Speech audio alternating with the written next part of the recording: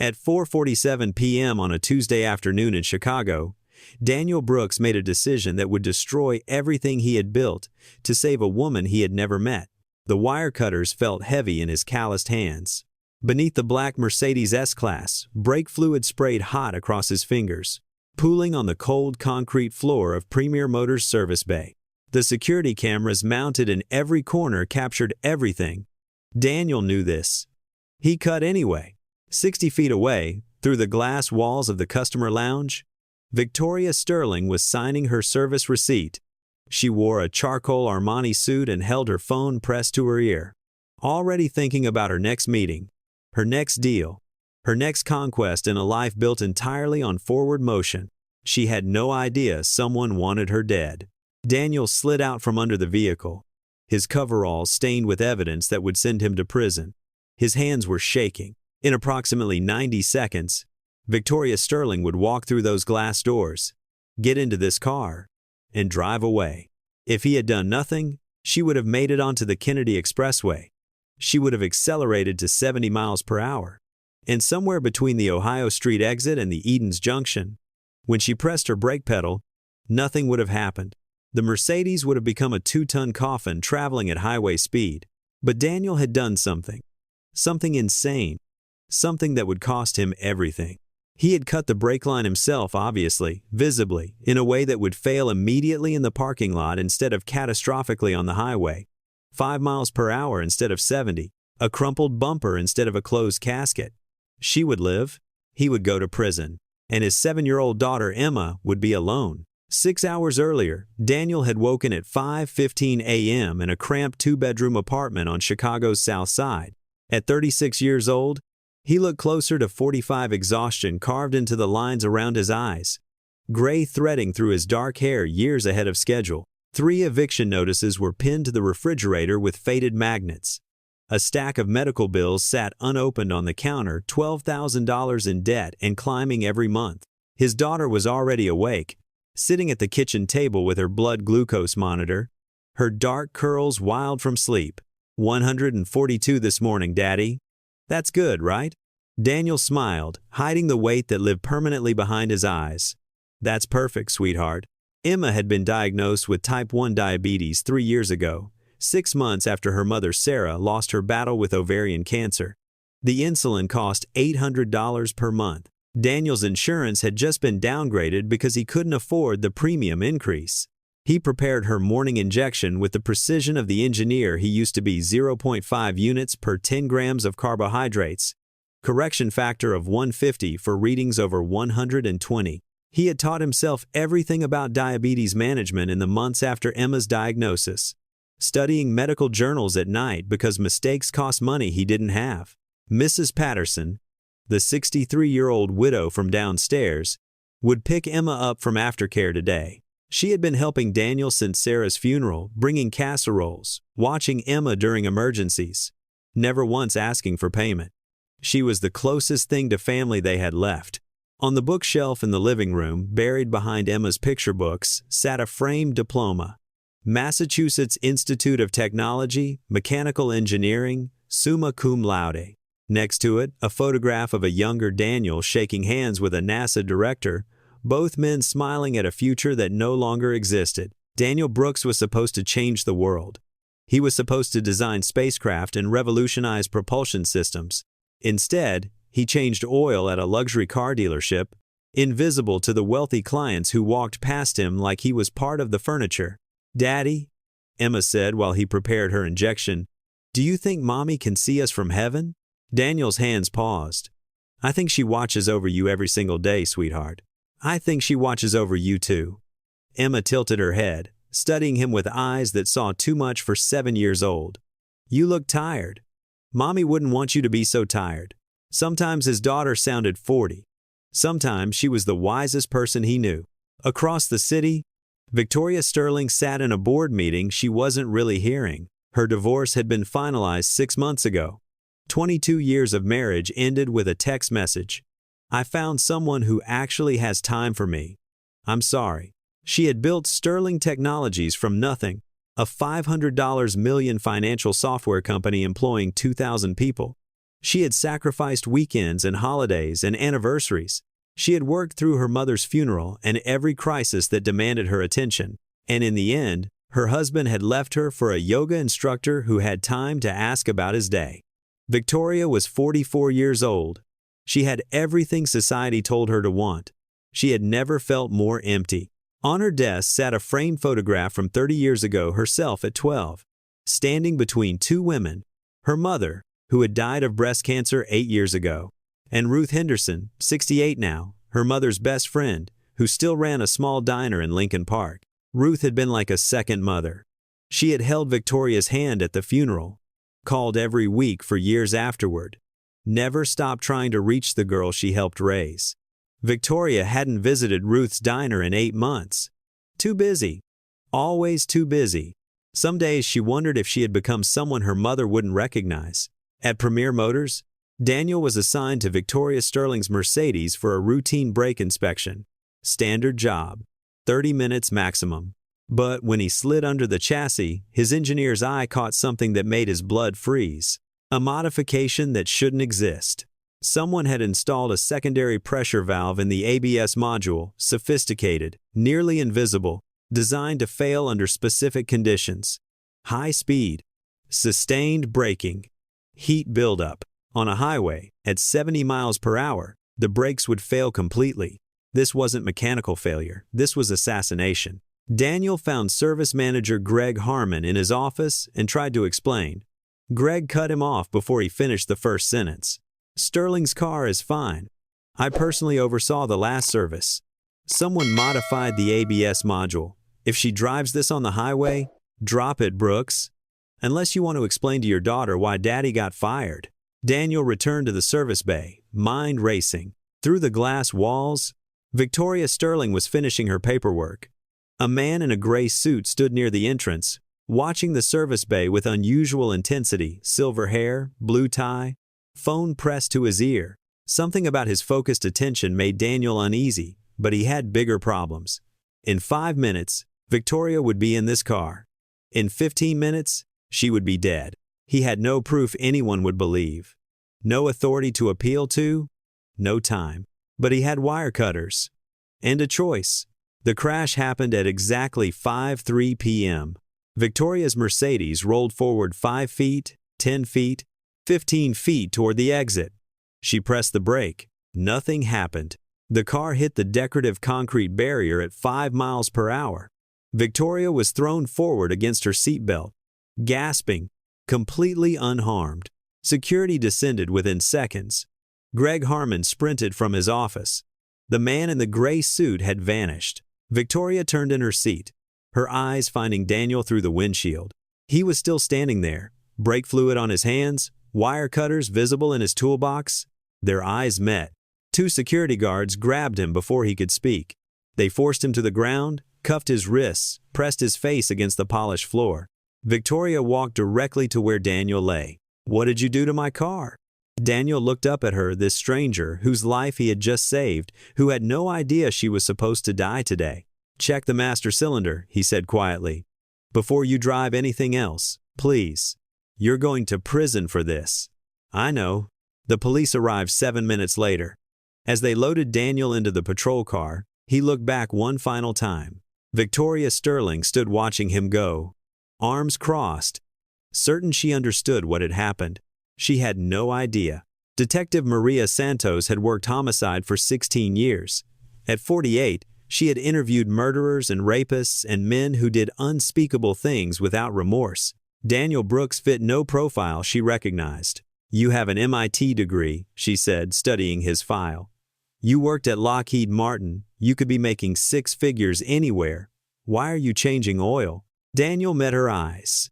"My daughter needs me home by 6 every night. She needs insulin injections at precise times. She needs a father who's present." He paused. Engineering jobs don't offer that. Maria Santos had raised 2 children alone after her husband walked out. She knew sacrifice when she saw it. "Tell me again what you found under that car." Daniel explained everything: the modified ABS module, the pressure valve, the specific failure conditions. "You're saying someone tried to kill Victoria Sterling and you sabotaged her brakes to save her?" Yes. That's either heroic or the most creative lie I've ever heard. Check the master cylinder. You'll find the original sabotage underneath my cut. Santos made the call.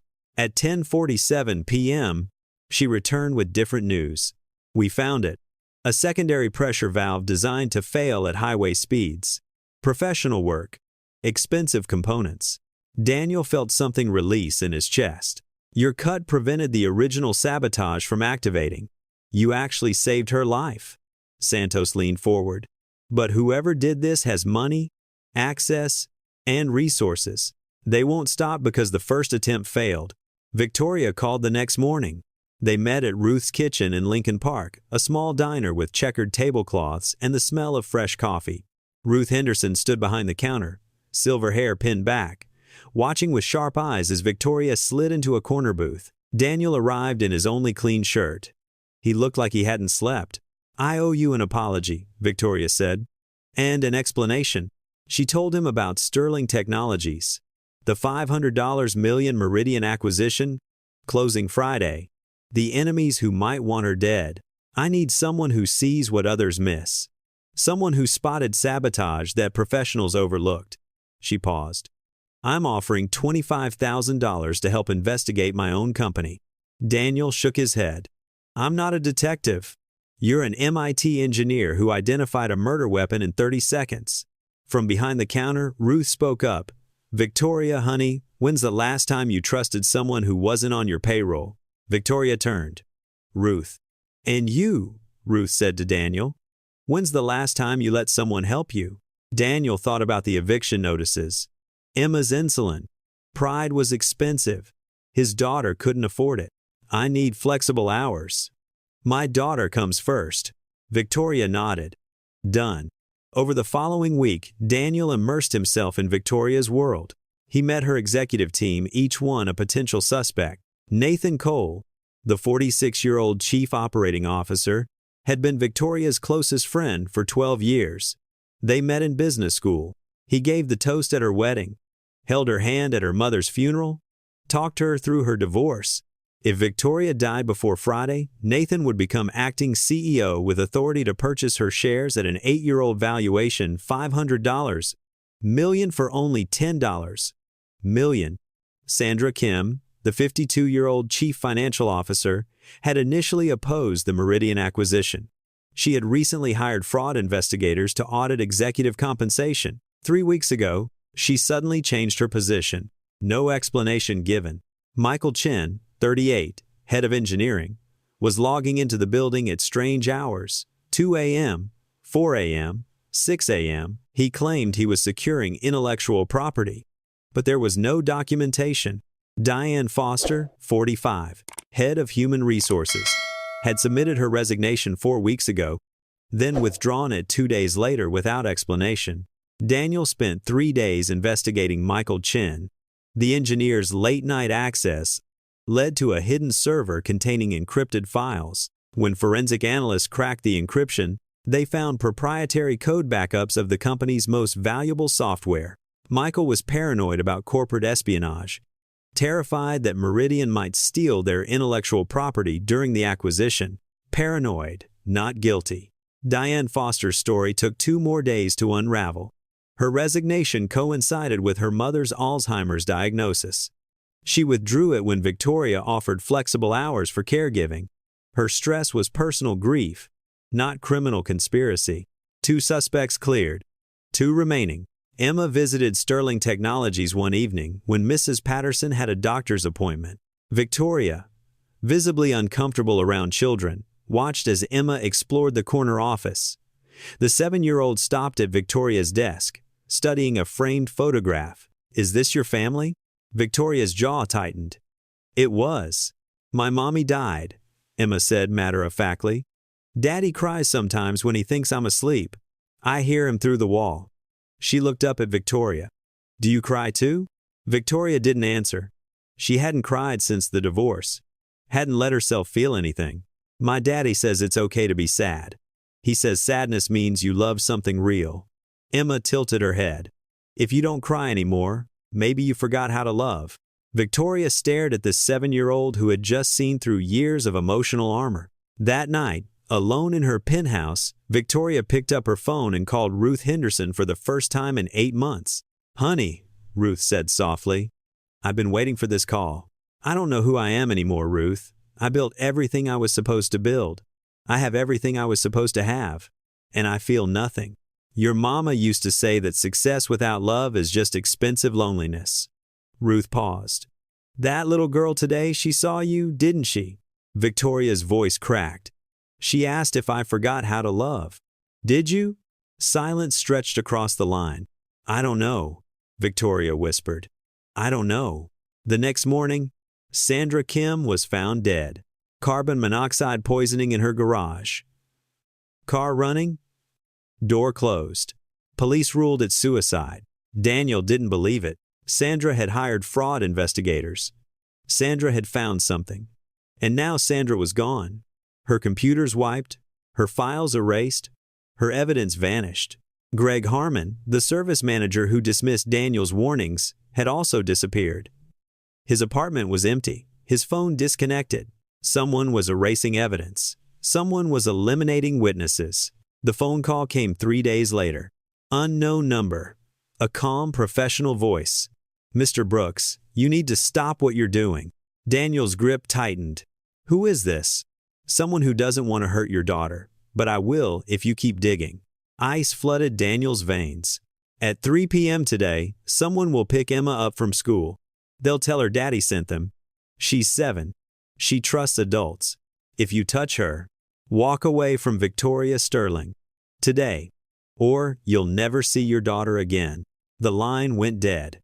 Daniel's hands shook so violently he could barely dial the school. Emergency lockdown. Police presence. Private security hired by Victoria former Secret Service agents. That night, Daniel sat beside Emma's bed, watching her sleep, terrified of what he had brought into their lives. Emma stirred. Her eyes opened. "Daddy, what's wrong?" "Nothing, sweetheart. You're lying. Your face gets crinkly when you lie." She reached up to touch his cheek. "Is someone trying to hurt us?" Daniel hesitated, then nodded. "Are you going to stop them?" "I'm trying." Emma squeezed his hand. "Mommy always said you were the bravest person she knew. She said you gave up your dreams to take care of us, and that's what real heroes do." She smiled. "You'll stop them, Daddy." "I know you will." Nathan Cole presented evidence that seemed to solve everything. Photographs of Greg Harmon meeting with Meridian Systems executives in Indianapolis. "Meridian's behind this," Nathan explained in Victoria's office. "They want the acquisition to fail. If you die, the deal collapses." The theory was convincing, almost too convincing, but something about the photographs bothered Daniel. The lighting, the angles, everyone perfectly positioned. They looked staged. The breakthrough came from the most unexpected source. Emma was coloring in Victoria's conference room while the adults worked late. She brought her finished drawing to Daniel, a crayon picture of him lying under a car, Victoria in a red dress, and a man in a suit watching from the corner. "Who's that?" Daniel asked. "The angry man. I saw him at the car place when Mrs. Patterson picked me up. He was standing outside, watching you work, talking on his phone. He looked really mad." Daniel's heart stopped. What did he look like? Gray hair? Blue tie? He smiled at me when he saw me looking, but it wasn't a real smile. His eyes were cold. The man Daniel had noticed at Premier Motors, watching the service bay, vanishing after the crash. Daniel pulled up photographs of Victoria's executives. Emma pointed without hesitation. "Nathan Cole. That's him. That's the angry man." Daniel stared at the image of Victoria's closest friend, the man who had been by her side for 12 years, the man who had given the toast at her wedding, the man who had been at Premier Motors the day of the sabotage, watching, waiting, making sure his assassination worked. When Daniel interfered, Nathan had to improvise. Sandra discovered his embezzlement. She had to die. Greg knew about the brake modification. He had to disappear. Daniel was getting too close. Emma had to be threatened. And Victoria, the woman Nathan had called his sister, still had to die before Friday. Victoria didn't want to believe it. "Nathan held my hand at my mother's funeral," she said, her voice breaking. He talked me through my divorce. He was the only one who called to check on me. He's been planning to take everything from you for 12 years, Daniel said quietly. Ruth Henderson had come to Sterling Technologies that evening. She sat beside Victoria, holding her hand the way she had when Victoria was 12. Your mama used to say something, Ruth murmured. She said the deepest betrayals always come from the closest hands. I never wanted you to learn what that meant. Something shattered behind Victoria's eyes. For the first time since her divorce, for the first time in years, she cried. Not delicate tears. Real, ugly, soul-deep sobs for the friend who never existed, for the trust that was always a lie. Daniel sat beside her. Didn't speak. Just stayed. When the tears stopped, Victoria's face had changed. Harder? Ready. Set the trap. Let's end this. Victoria called Nathan at 6 p.m. She apologized for her suspicion. She asked him to come to her house at 8 to sign the acquisition papers early. Just the two of us. Like old times. Nathan agreed without hesitation.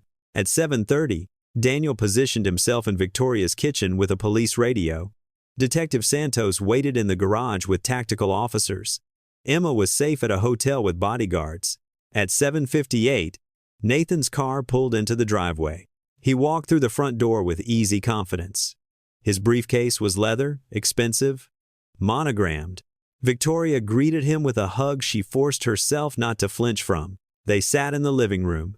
Nathan set his briefcase on the coffee table. He unlatched it. Inside was a gun. And beside it, a syringe filled with clear liquid. Nathan. Victoria's voice emerged barely above a whisper. What are you doing? I'm sorry, Victoria, I really am. His voice was calm, almost sad. But you left me no choice. 12 years. We built this together. No. Something ugly flickered in Nathan's eyes. You built it. I watched. 12 years in your shadow while you got magazine covers and keynote speeches. Victoria Sterling, CEO and founder. And somewhere in the fine print, also Nathan Cole. He stood, the gun steady. I was there from the beginning. 80-hour weeks. Everything I had. And what did I get? The privilege of being your supporting character. I trusted you like a brother. And I resented you like one. Nathan's mask cracked completely. The acquisition was my exit. 50 million skimmed over 8 years, hidden in offshore accounts. Then Sandra found the money. She was going to expose everything. So you killed her. Potassium chloride. Stops the heart instantly. Looks natural. He gestured to the syringe. Same thing I brought for you. If you kill me, you won't get away with it. The police think Meridian did everything. By the time they figure it out, I'll be in Costa Rica with a new identity. He raised the gun. Goodbye, Victoria. I did love you once. That's what made this so hard. Daniel stepped out of the kitchen. Nathan spun. Gun tracking. You. The word came out like poison. The mechanic. The engineer. The father. The man who saw through your brake modification in 30 seconds. If you had just let her die, then my daughter would have a father who let someone die to stay safe. That's not who I want her to remember. Detective Santos emerged from the hallway, weapon drawn. Nathan Cole dropped the gun. Nathan's finger tightened on the trigger. Then Victoria spoke, her voice breaking. Nathan, if any part of our friendship was ever real, please. Something flickered in Nathan's eyes. Pain. The ghost of who he might have been. The gun clattered to the floor. Officers flooded the room. Nathan was forced to his knees, wrists cuffed. As they led him away, he looked at Victoria one final time. I did love you, like a sister. That's what made it so hard to be nothing while you were everything. Then he was gone. Victoria stood in her living room, surrounded by wreckage. Ruth held her from one side. Daniel stayed on the other. The acquisition closed without incident. Sterling Technologies became the largest financial software company in North America. Nathan Cole was convicted of first-degree murder, 2 counts of attempted murder, and 8 years of embezzlement. He would die in prison. Victoria created a new position, Director of Security Systems. She offered it to Daniel not as an executive, pretending to be something he wasn't, but as exactly who he was, an engineer who saw what others missed. He accepted. Sunday dinners at Ruth's kitchen became tradition. Victoria, Daniel, Emma, and Ruth gathered in the corner booth every week, eating meatloaf and talking about nothing important. Emma showed Ruth her drawings. Victoria laughed at jokes that weren't particularly funny. Daniel watched them all with quiet wonder. One Sunday, Emma looked up from her coloring. "Miss Victoria, do you love my daddy?" The table went silent. Victoria glanced at Daniel, this man who had destroyed his life to save hers, who had taught her that strength wasn't about success, but about sacrifice. "I'm learning to," she said honestly. "Your daddy is teaching me how." Emma nodded solemnly. "Good. Because daddy smiles more now, and you don't look so tired. Your eyes are happy." Ruth laughed softly. "Child, you see everything. Mommy used to say people hide behind their faces, but eyes always tell the truth." Later, walking home through Lincoln Park, Daniel and Victoria held hands, awkward, tentative, new. Emma ran ahead, chasing pigeons. "I don't know how to do this," Victoria admitted. "Relationships, trust, being vulnerable. Neither do I." "Then how do we?" Daniel squeezed her hand.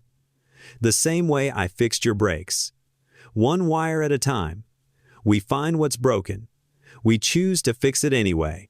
Victoria laughed, really laughed. Emma ran back, grabbing both their hands, swinging between them. "Daddy, I think Mommy sent Miss Victoria to us." "Because you were too tired to find someone yourself." Daniel's eyes stung. "I think you might be right, sweetheart." They walked together through the golden afternoon, a mechanic who gave up his dreams to protect what mattered, a CEO learning that love was worth more than legacy, and a 7-year-old who understood what they both needed before they did. Sometimes the broken parts are exactly what makes something worth saving. Sometimes the impossible choice is the only choice that matters. And sometimes, impossibly, terrifyingly, wonderfully cutting the line is what finally sets you free.